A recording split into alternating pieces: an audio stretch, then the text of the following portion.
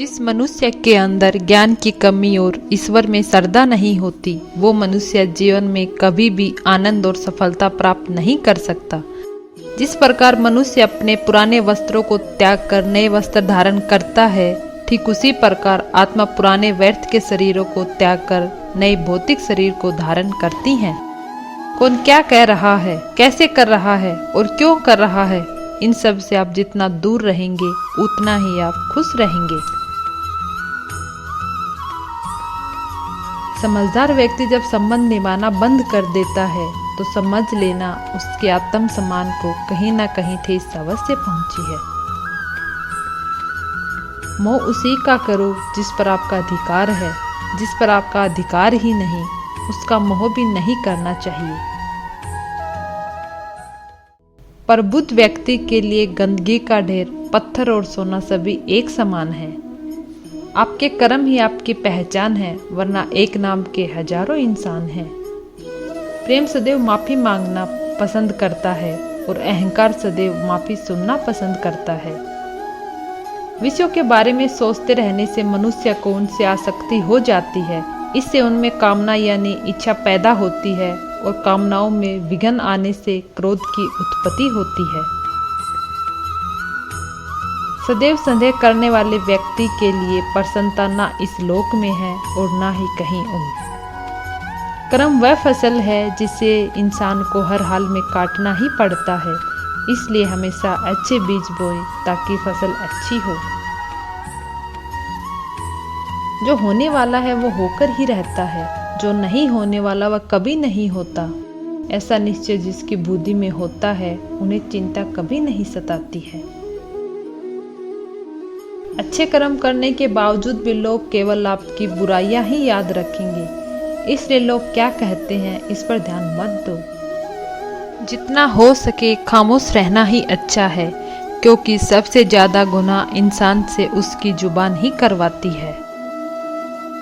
गीता में भगवान श्री कृष्ण जी कहते हैं, हे अर्जुन, अपने परम भक्तों जो हमेशा मेरा स्मरण या एक चित्त मन से मेरा पूजन करते हैं, मैं व्यक्तिगत रूप से उनके कल्याण का उत्तरदायित्व लेता हूँ। जो लोग भक्ति में श्रद्धा नहीं रखते वे मुझे प्राप्त नहीं कर पाते, अतः वे इस भौतिक जगत में जन्म मृत्यु के मार्ग पर वापस आते रहते हैं। मौन सबसे अच्छा उत्तर है किसी ऐसे व्यक्ति के लिए जो आपके लफ्जों को मान ही नहीं देता। बदल जाओ वक्त के साथ या फिर वक्त बदलना सीखो। तुम्हें सिर्फ अपने कर्म करने का अधिकार है, किंतु कर्म के फलों के तुम अधिकारी नहीं हो। तुम न तो खुद को अपने कर्मों के फलों का कारण मानो और न ही कर्म न करने में कभी आसक्त हो जाओ। सही कर्म वह नहीं है जिसके परिणाम हमेशा सही हो, अपितु सही कर्म वह है जिसका उद्देश्य कभी गलत ना हो। संसार में कोई भी मनुष्य सर्वगुण संपन्न नहीं होता, इसलिए कुछ कमियों को नजरअंदाज करके रिश्ते बनाए रखना, पूर्णता के साथ किसी और के जीवन की नकल करके जीने की तुलना में अपने आप को पहचान कर अपूर्ण रूप से जीना सही होता है। जब भविष्य धुंधला पड़ने लग जाता है तब आपको अपने वर्तमान में ज्यादा ध्यान केंद्रित करने की जरूरत होती है। जीवन की सबसे बड़ी गलती वही होती है जिस गलती से हम कुछ सीख नहीं पाते हैं। मनुष्य की मानवता उसी वक्त नष्ट हो जाती है जब उसे दूसरों के दुख पर हंसी आने लगती है। शरीर में रहने वाले का वध कभी भी नहीं किया जा सकता, अतः तुम्हें किसी भी जीव के लिए शोक करने की आवश्यकता नहीं है। समय यही सिखाता है कि जिंदगी किसी का इंतजार नहीं करती, जिंदगी खेलती भी उसी के साथ है जो खिलाड़ी बेहतरीन होता है। दर्द सबके एक जैसे हैं मगर हौसले सबके अलग अलग होते हैं। कोई हताश होकर बिखर जाता है तो कोई संघर्ष से निखर जाता है।